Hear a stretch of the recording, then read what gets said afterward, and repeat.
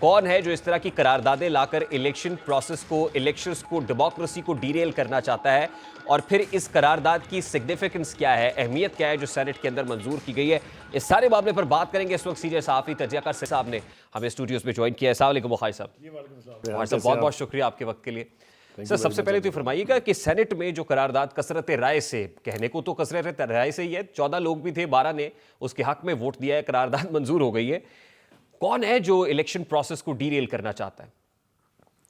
آپ نے اتنا مشکل سوال اتنی آسانی سے پوچھ لیتے ہیں، مجھے ہمیشہ الجھن ہوتی ہے آپ کے ساتھ۔ سادہ سا سوال ہے بخاری صاحب۔ سادہ سا سوال جو ہے وہ کوشش کرتا ہوں میں اپنے تئیں اس کا جواب دینے کی۔ دیکھیے یہ مین سٹریم پولیٹیکل پارٹیز تو نہیں ہیں۔ آپ نے دیکھ لیا جس طرح کے بیانات آپ نے سنوائے ہیں، خاص طور سے عفنان اللہ کا بولنا جو ہے وہ اس بات کی دلیل ہے کہ مسلم لیگ نون کم از کم نہیں چاہتی کہ الیکشن ملتوی ہوں، مگر پھر سوال اٹھتا ہے کہ ان کی کمپین کہاں ہے؟ کمپین تو بھی ہوئی نہیں ہے، شروع ہی نہیں ہوئی ہے۔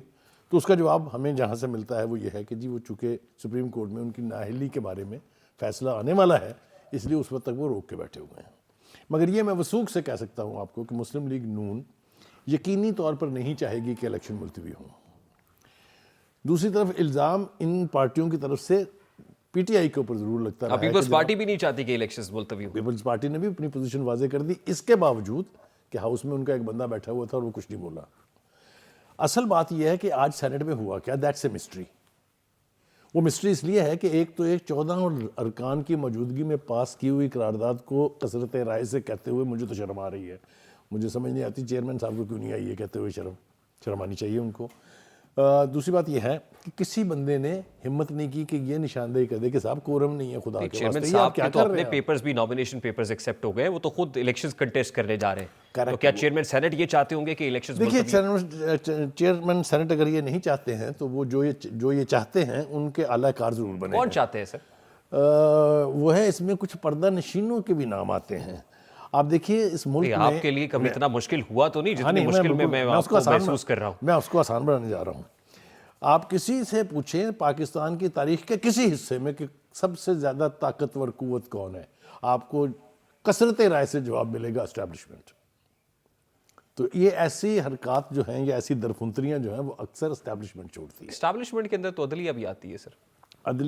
یہ پہلی دفعہ ہے کہ عدلیہ اور اسٹیبلشمنٹ ایک دوسرے کے سامنے۔ اسٹیبلشمنٹ پہ تو ایگزیکٹو بھی ہوتی ہے، کس اسٹیبلشمنٹ کی بات؟ میں عرض کروں یار دیکھیں بات یہ ہے، اسٹیبلشمنٹ اس ملک میں کبھی بھی نہ بیوروکریسی رہی ہے نہ سرکاری ملازمین رہے ہیں، یہاں ایک ہی اسٹیبلشمنٹ ہے، اس کا نام ہے ملٹری اسٹیبلشمنٹ۔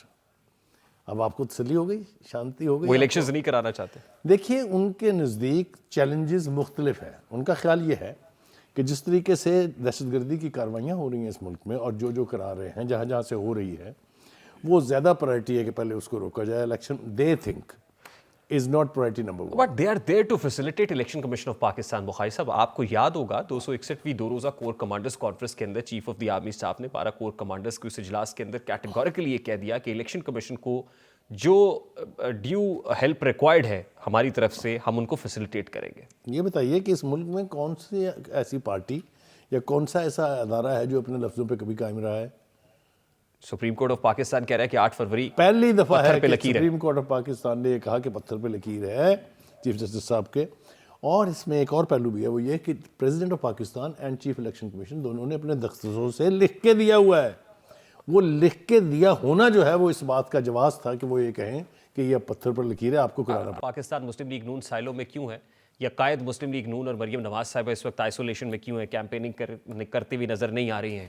تو نون لیگ تو یہ کہتی ہے کہ الیکشنز کرائیں، تو کیا نون لیگ کو بھی احتجاج کر کے، پروٹیسٹ کر کے، مزاحمت کر کے الیکشنز لینے پڑیں گے؟ دیکھیں پہلی بات تو یہ ہے کہ جب تک تو قاضی فائز عیسیٰ صاحب ایز چیف جسٹس بیٹھے ہوئے ہیں، الیکشن کی تاریخ کو بدلنا اتنا آسان نہیں ہے۔ ٹھیک، اور یہی وجہ ہے کہ اس طرح کی درفنتریاں چھوڑ کے گیج کیا جا رہا ہے کہ صورتحال یعنی ریئیکشن کتنا آتا ہے، پانی کی گہرائی ناپنا مقصود، سارے کا سارا جو ہے یہ اس پہ ڈیپینڈ کرتا ہے کہ how the political parties are going to react. یہ 2-4 بیانات یا 2 دن کی مدت جو ہے نا اس خبر کی یا اس چیز کی، اس سے یہ مسئلہ حل ہونے والا نہیں ہے۔